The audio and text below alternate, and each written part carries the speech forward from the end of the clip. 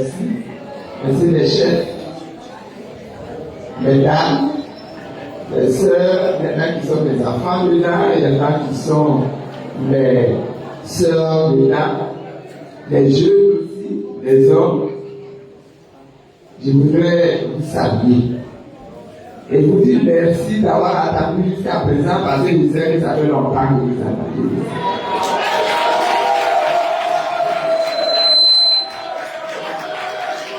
Et Dieu vous bénisse pour votre patience. Mais on est en campagne électorale. Quand on est en campagne, on tourne dans tel coin, dans tel coin, dans tel coin, et le temps passe. Et ça fait que quelquefois, on arrive un peu en retard. Vraiment, pardonnez-nous le retard.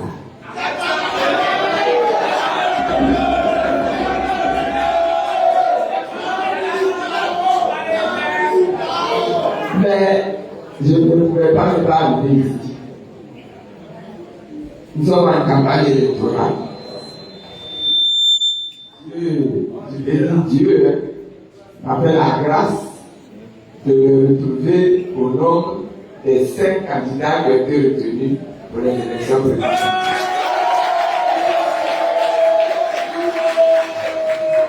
C'était un chemin très dur. Mais comme vous dites, la Dieu du temps.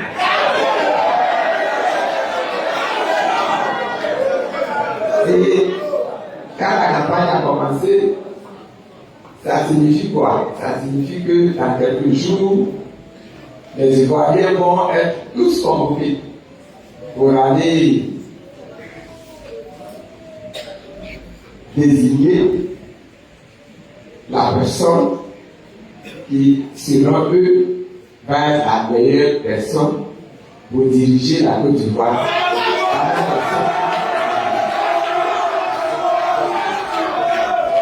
Tous les 5 ans, selon la loi qui organise la Côte d'Ivoire, tous les 5 ans, la population doit sortir pour aller choisir la personne qui va diriger le pays pendant les 5 ans. Et c'est ça que nous avons fait. Quand c'est comme ça, chaque candidat a intérêt à venir se présenter devant les électeurs. Pour qu'on sache qui ils sont, qu'est-ce qu'ils veulent faire pour la population, qu'est-ce qu'ils veulent faire pour le pays, si on leur donne le pouvoir pendant les 5 ans qui vont venir. C'est pour ça que je vais ici.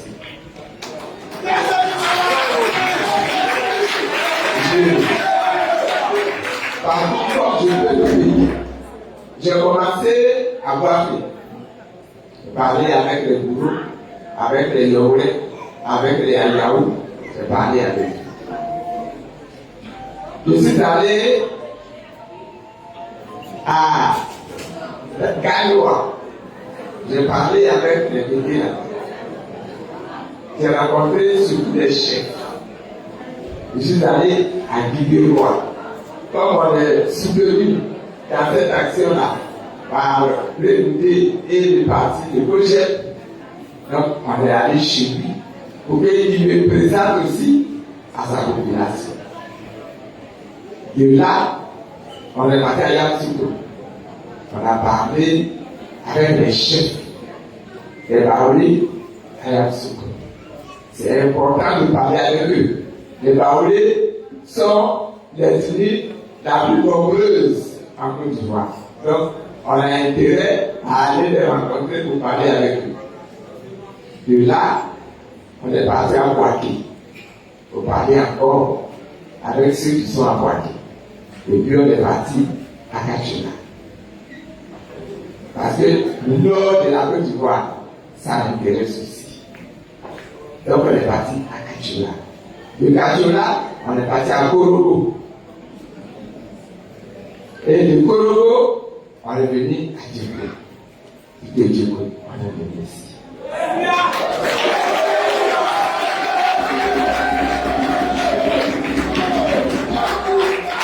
Avec toute mon équipe, je suis venu pour vous dire que pour les présidentielles, je suis candidat. Quand je suis femme, il y en a qui ça choque. Il dit, mais la politique là, c'est pour les hommes. Qu'est-ce que la femme là bien fait? Elle va venir nous déranger ici. Aujourd'hui là, dans la Côte d'Ivoire, comme dans le monde, les femmes ont obtenu la possibilité de se présenter aussi pour diriger le pays. Tout près de nous, ici au Libéria, il y a une femme qui a dirigé le pays. Et elle a pris le pays même à un moment où le pays sortait de la guerre. Et c'est elle qui a réussi à sortir le pays de la guerre.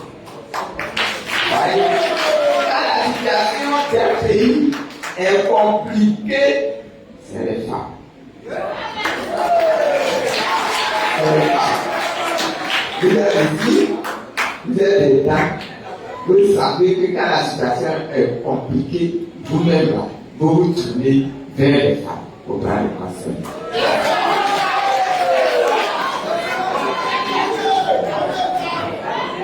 Donc, je suis candidate, je suis femme, mais je pense que la situation du pays là est tellement compliquée qu'une femme peut régler ce problème.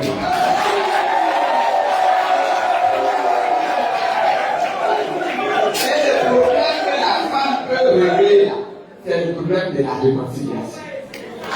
Dans ce pays-là, nous avons eu la guerre.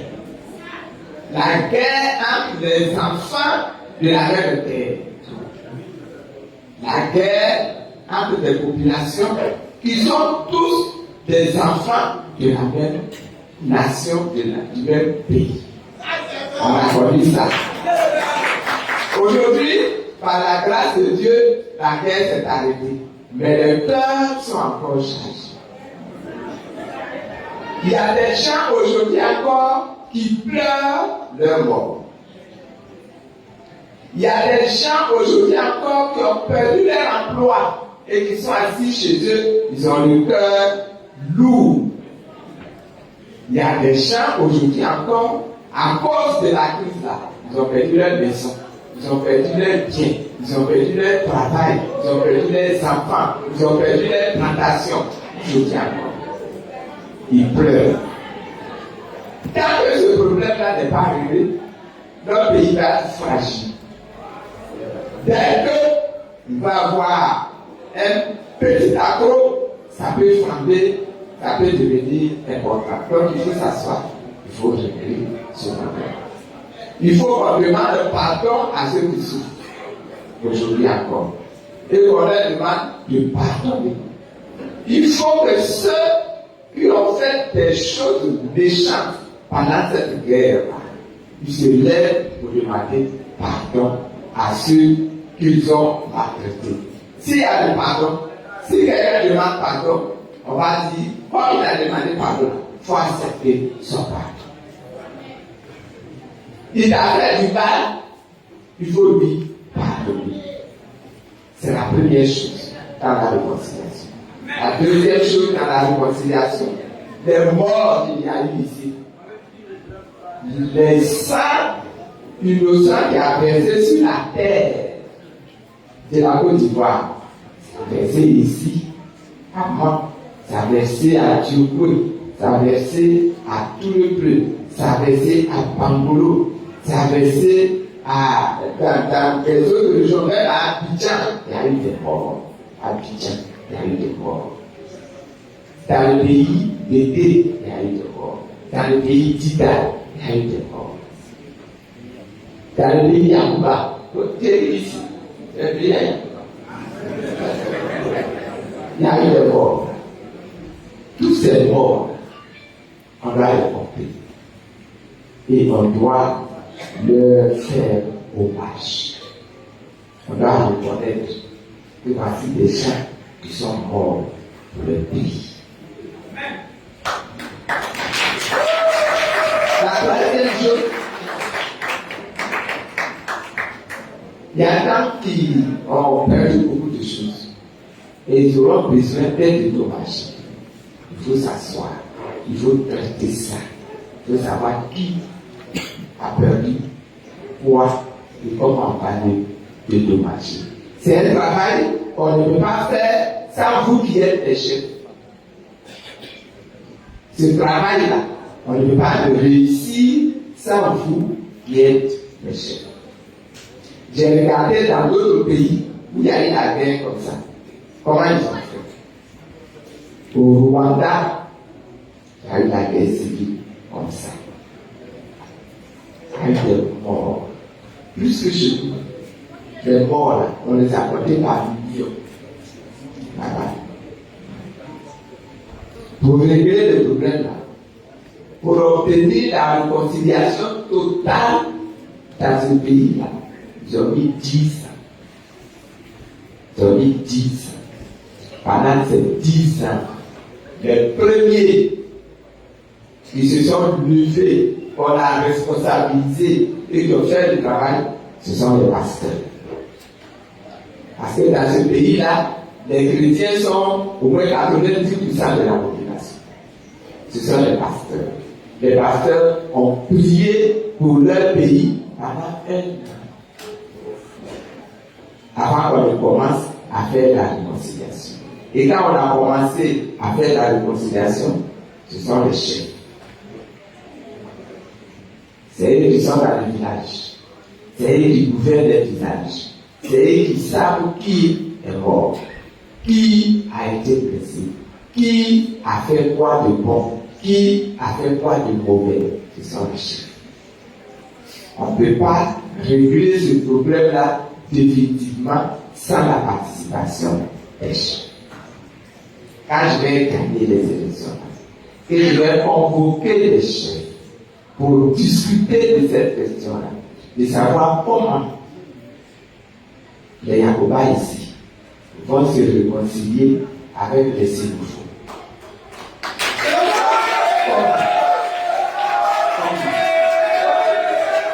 Les Yacobas ici vont se réconcilier avec les Ouais. Comment les Yacobas ici vont se réconcilier avec les Taouis? Comment les Yacobas ici vont se réconcilier avec les Agnis, avec les Sambouris? Comment les Koulangos vont se réconcilier avec les Abel, avec les Atché, avec les Sénoufos, avec les Malinqués? Comment? Quand on va vous appeler, il ne faut pas dire je suis malade, je ne peux pas venir. On aura besoin de votre sagesse. On aura besoin de votre intelligence. On aura besoin de votre maîtrise du droit traditionnel pour régler ce problème. C'est mon premier pilier, n'est-ce pas, du programme d'action. Le deuxième pilier, c'est le développement du pays. Si tu diriges un pays et tu ne peux pas apporter la sécurité, le développement, même la richesse à ton peuple, c'est que tu n'es pas un bon chef. Tu peux faire de belles choses dans le pays, des choses très belles, mais si le peuple n'est pas heureux, tu n'es pas un bon chef. On va admirer ce que tu fais. On va dire ça là, vraiment, il a fait de très grandes choses. Mais à côté des grandes choses là, nous, on n'arrivait pas à manger. À côté de ces belles choses là, nous, on n'arrivait pas à se soigner. À côté de ces belles choses là, nous, nos enfants, ne trouvaient pas du travail, ils étaient au chômage. À côté de ces belles choses-là, nos femmes ne réussissent même pas au marché là-bas à bien vendre leurs produits là.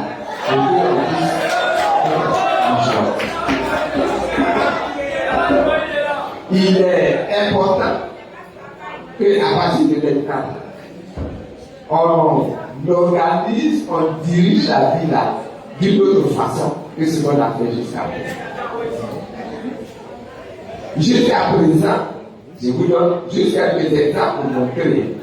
Jusqu'à présent, celui qu'on appelle un planteur, c'est quand il fait plantation de café, plantation de cacao, plantation d'anacarde, plantation de véa, plantation de palmier à huile. C'est ça qu'on appelle un planteur. La femme qui plante les tomates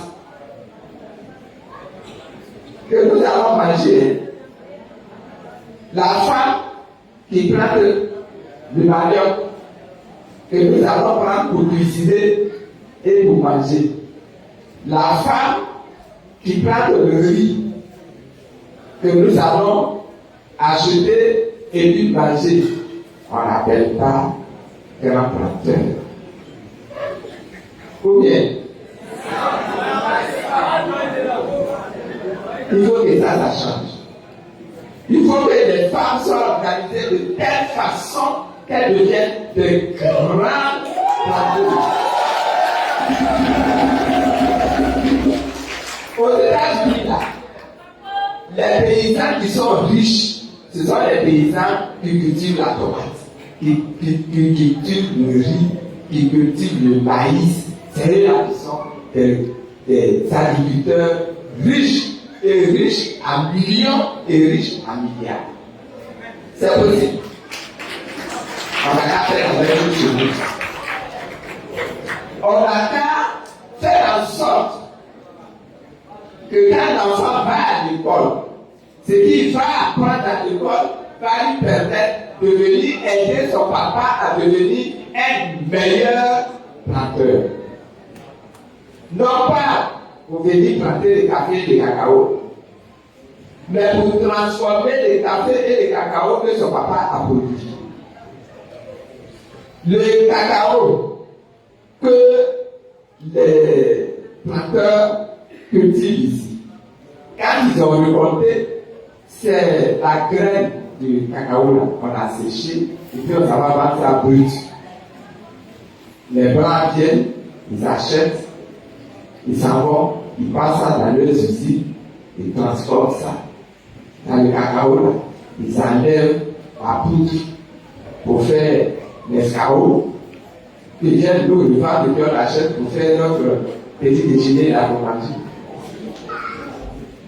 Ils enlèvent la graisse qui est dans le cacao. Ils prennent pour faire des médicaments, des pommades, de l'huile pour la nourriture, etc. Est-ce que c'est ça que l'on ne peut pas faire? Enlever la graisse dans le cacao. Ça veut dire la Chine, on fait ça. Il faut que les paysans qui produisent du cacao deviennent des transformateurs de lait cacao. En France, là-bas, le paysan qui cultive le raisin, là, c'est lui-même qui transforme son raisin en vin et c'est le vin qui vend. Il faut que nous on fasse la même chose chez nous. On cultive quelque chose, on transforme ça pour faire quelque chose qui va coûter plus cher et qui va nous rapporter plus d'argent et qui va donner du travail et qui va donner de la bonté, qui va donner de la santé à nos populations. Je donne l'exemple toujours dans le cacao. Au moment où on fait le cacao, là, vous cassez la carosse et puis vous mettez les noix là sur une crêpe pour que ça sèche. Le jus là, c'est versé. On prend un peu, on boit parce que c'est doux, c'est sucré, mais le reste là, on verse. Alors que le jus du cacao là, on peut faire du jus avec. On peut faire du vinaigre avec. On peut faire du vin avec. On peut faire de l'alcool avec. On peut faire même de l'électricité avec le jus du cacao. Mais comme On est ignorant, on ne sait pas. Donc, on reste. Or, Dieu nous a dit, mon peuple périt à faute de connaissance. Vous voyez, la cabosse même, on gèle aussi. Avec la cabosse, on peut faire de l'engrais. Avec la cabosse, on peut faire du charbon. Avec la cabosse, on peut faire de la potasse.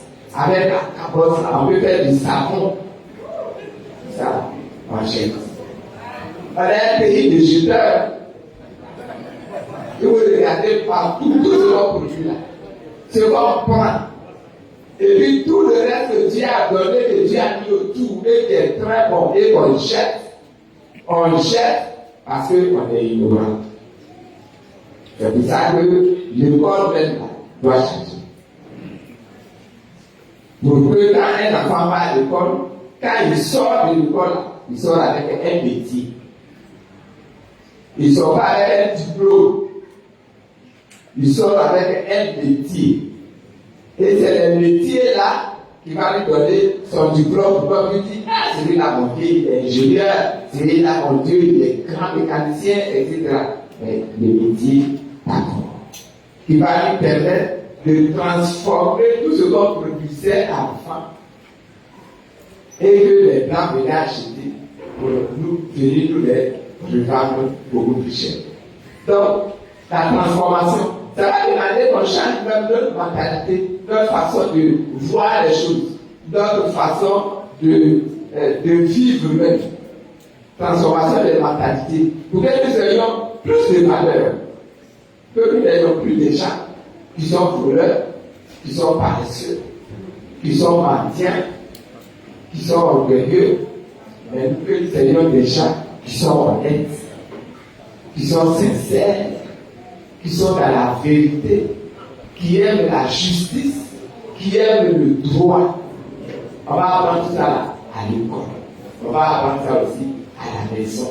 Et on va demander à nos hommes de Dieu, les pasteurs, les imams, de eux-mêmes s'impliquer pour que la mentalité des citoyens là, ça change et que ce soit amélioré. Le troisième pilier, qui est mon dernier pilier, c'est que aujourd'hui, l'Afrique, la Côte d'Ivoire, qui est en Afrique, et toute l'Afrique, aujourd'hui là, on est confronté à un défi. Là où on est arrivé maintenant. Est-ce qu'on veut que nous soyons nous-mêmes totalement indépendants, capables nous-mêmes de prendre nos décisions, de savoir où nous voulons aller et de marcher en fonction de ça, de décider en fonction de ça, ou bien nous voulons continuer d'être des peuples que d'autres dirigent. Les Blancs vont nous diriger, après les Américains vont nous diriger, après les Chinois vont nous diriger, après les Indiens vont nous diriger, après qui encore.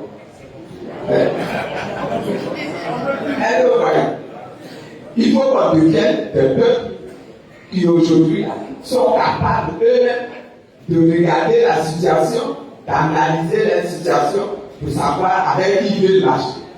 Ça qu'on leur impose quelque chose. De savoir est-ce qu'ils doivent décider, ça qu'on leur impose quelque chose. Si je veux vendre mon pétrole à quelqu'un, c'est parce que ça va me rapporter quelque chose.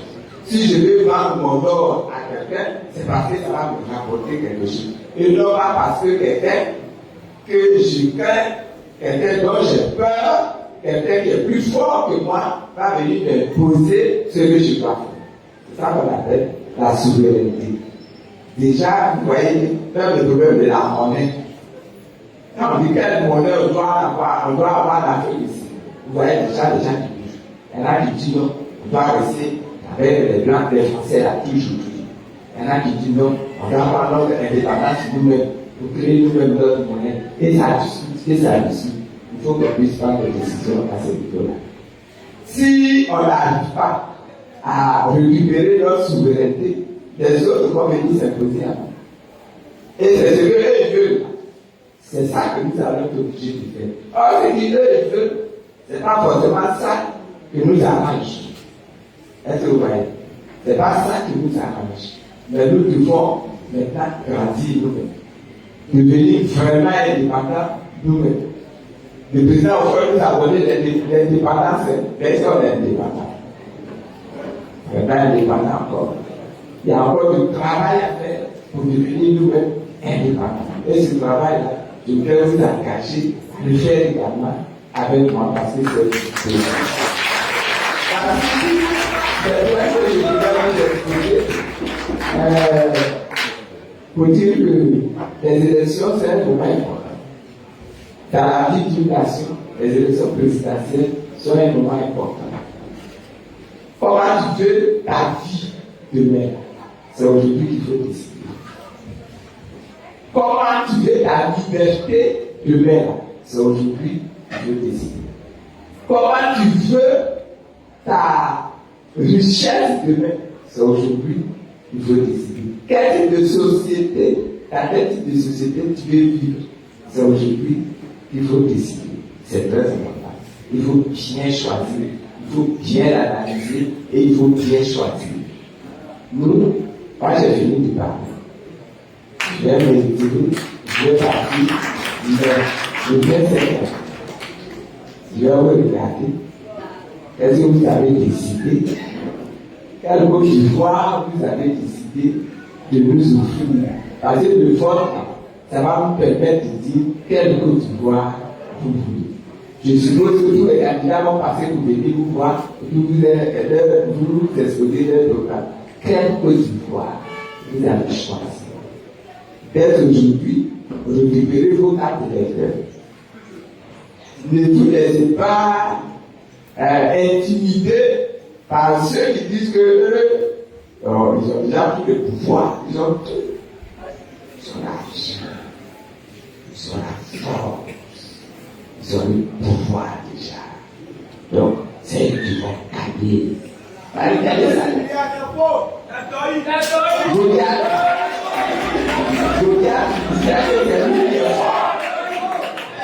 Il disait que c'est lui qui est fort.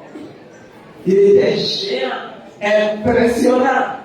Quand il pose son pied comme ça, on entend boum, ça bouge sur la tête. Il était armé de la tête jusqu'aux pieds. Goliath. Mais celui qui l'a vaincu là, il s'appelle David. Il y a des David qui ont. Je suis un David de David. Et Dieu vous bénisse. Que Dieu bénisse avec moi. Que Dieu vous bénisse le 25 octobre. Que les choses de nous de bien sans palabres, sans violence, parole de Dieu. Que Dieu vous donne la victoire.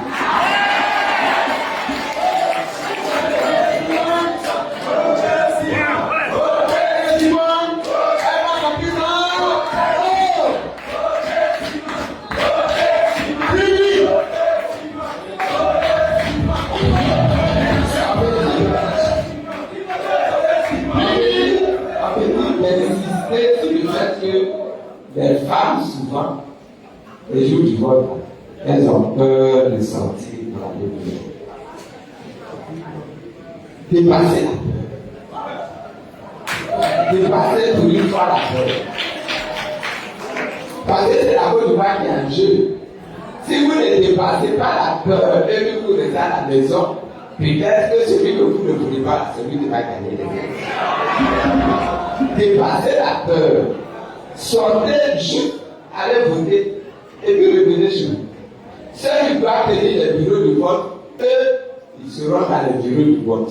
On vous demandera vous-même de mettre des gens dans les bureaux de vote. Ils sont les témoins. Ils vont pouvoir dire ça s'est bien passé, ça s'est mal passé. Ils vont signer pour qu'on sache que ça s'est bien passé. Mais allez récupérer vos cartes d'électeurs et sortez voter. Et que Dieu vous bénisse.